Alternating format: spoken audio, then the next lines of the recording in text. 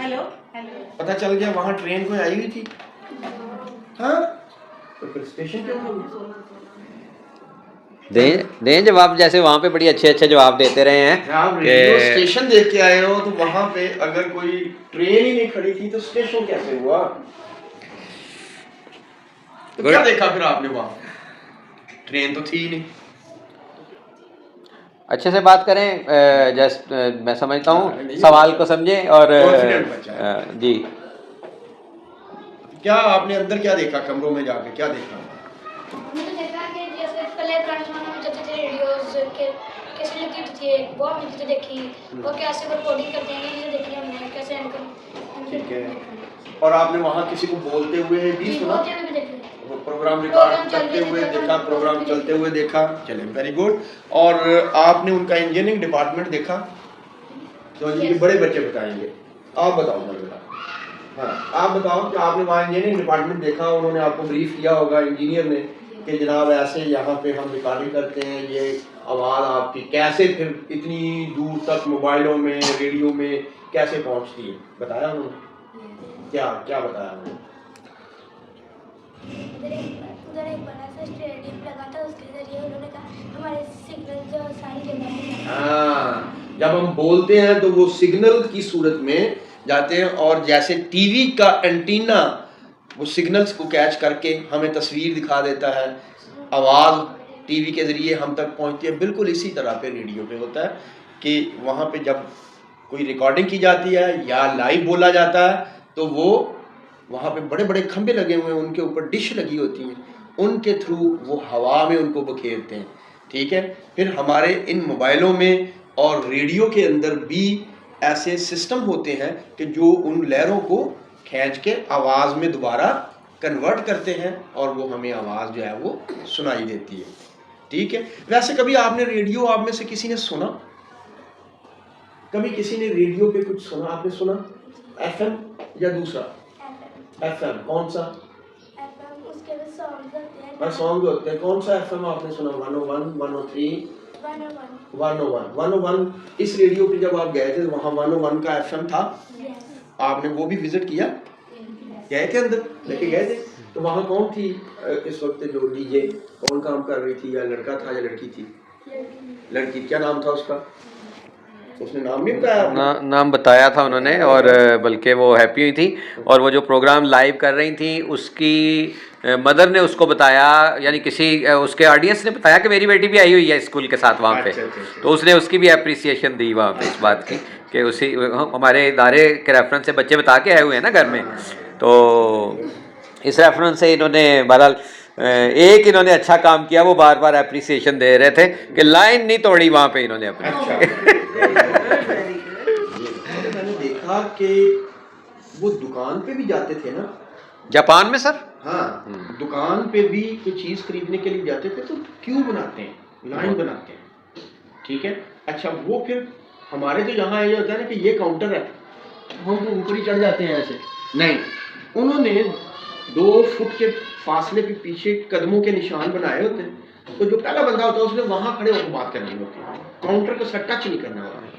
ये इतना डिसिप्लिन उन लोगों में है, जापान वालों में, कि उन्होंने इतनी दूर, जब वो ट्रेन आती है रेलवे स्टेशन पे, ट्रेनें रेलवे स्टेशन पे आती हैं, कहाँ आती हैं? रेडियो स्टेशन पे ट्रेन नहीं आती। मैंने पहला सवाल किया था कि वहाँ कोई ट्रेन थी, तो आप लोग नहीं, मेरे मजाक को नहीं समझ सके।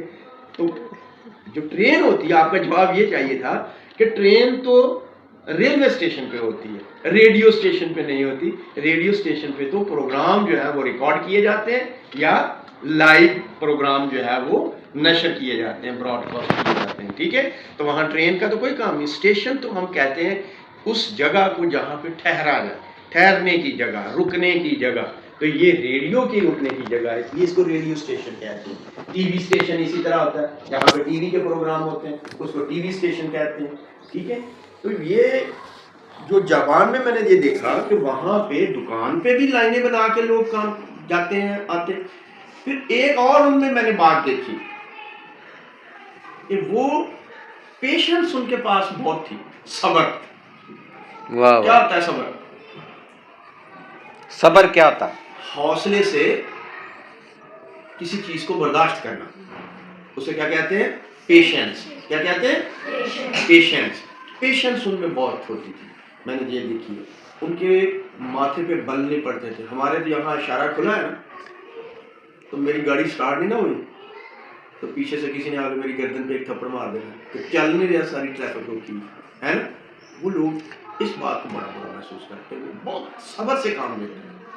मैंने जिस दिन वापस आना था उस दिन क्या हुआ कि हमें वो कॉइन होते हैं ना, कॉइन, तो उनकी करेंसी चेंज है ना हमसे, तो हम यहाँ से करेंसी चेंज करवा के लेके जाते हैं। तो जो कॉइन है, हम ट्रेनों में सफ़र किया है तो कॉइन डाल के फिर ट्रेन का दरवाज़ा खुलता है। जिस तरह आप लोग ये झूले लेते हैं तो कॉइन डालते हैं ना तो झूला हिलना शुरू हो जाता है ना। सिंधबाद आप जाते हैं तो उनके सारे सिस्टम ही कॉइन पे, ठीक है। अगर आपने ट्रेन पे चढ़ना है ना तो वहाँ पे उन्होंने बैरियर लगाए हुए, वहाँ कॉइन डालेंगे तो रास्ता ओपन हो जाएगा। जैसे हमारे टर्मिनल्स पे होता है मोटरवे पे, तो वो आगे से रास्ता खुल जाएगा, फिर आप गुजर सकते हैं। यानी अगर आप उतना कॉइन नहीं डालेंगे तो वहाँ कॉइन बहुत यूज़ होते हैं। तो कॉइन हमारे पास, मेरे पास इतने सारे पहुँच गए कॉइन, क्योंकि मैंने कन्वर्ट करवाई हुई थी करेंसी। तो वो जो कॉइन थे ना, हमने वो वापस नहीं लेके आने थे, क्योंकि कॉइन जो है ना वो यहाँ आके चेंज नहीं होते। तो वो फिर हमने कहा कि इनकी को हमको चीज़ें खरीद लेते हैं यहाँ से। तो हम मैं एक मार्ट पे गया और वहाँ से वो $1 या इस तरह की कोई मार्ट था, तो हमने कहा कि चले हमने बच्चों के लिए अपने गिफ्ट लेके जाने हैं, तो इन कॉइन के हम वो ले लेते हैं। तो मैंने कितनी सारी चीज़ें इकट्ठी कर ली। मैंने करके जब काउंटर पर रखी, उसने हिसाब किताब किया, उनकी लेडी थी जो हिसाब कर रही थी, उसने वो अपना हिसाब किताब करने के बाद मुझे कहा कि ये चीज़ें ज़्यादा हैं, ये कॉइन आपके कम हैं, तो ये इनमें से कुछ चीज़ें आप आउट कर दें। तो मैंने वो आउट करनी शुरू कर दी। अब उसने मुझे ये नहीं कहा कि आप परे हो जाए और पिछली लाइन को आगे आने दें, नहीं, उन्होंने मैंने काउंटर पे रख के वो चीज़ें सॉर्ट आउट की और चीज़ों को मैंने वापस कर दिया कि ये मैंने नहीं लेनी, ये लेनी है, ये मैंने नहीं लेनी।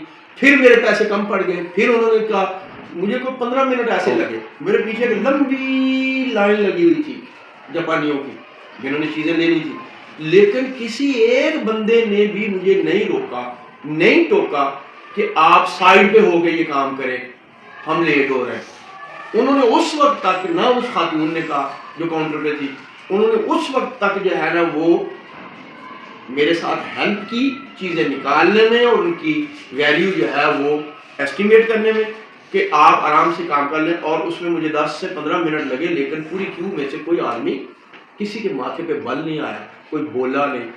उन्होंने कहा कि नहीं, ये गेस्ट है हमारे, लिहाजा ये जो कर रहे हैं इनको कर ले, फिर हम आगे होंगे। तो मैंने जब कर लिया सारा, तो मैं साइड पे हुआ, तो फिर उनकी क्यू जो है जबरदस्त। ये बहुत बड़ी बात है। ये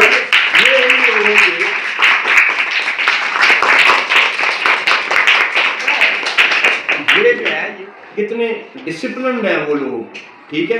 और इसीलिए जापान वालों ने इतनी तरक्की की है कि इस वक्त दुनिया में दूसरे नंबर पे है जापान, टेक्नोलॉजी में और क्वालिटी में दूसरे नंबर पे है।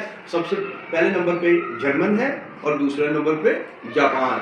हम अब भी कोई चीज़ खरीदते हैं ना, कहते हैं कि ये जापानी है, हम भाग के ले लेते हैं। क्यों?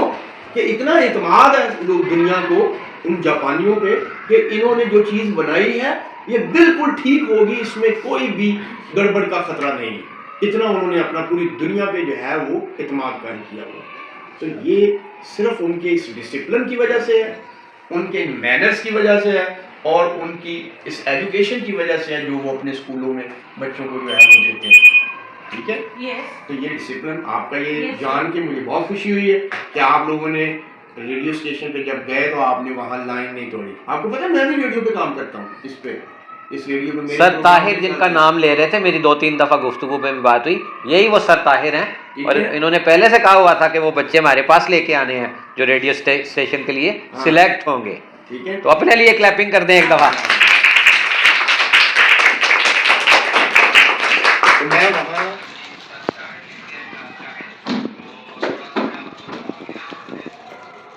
हाँ जी, एंजॉय कर रहे हैं। चलिए, ये भी अच्छी बात है कि आपने जूस और बिस्किट जो हैं वो उसके रैपर्स वगैरह जो हैं आप डस्टबिन में कर रहे हैं। तो एक दफ़ा थैंक यू बोल दें सब। थैंक चलिए।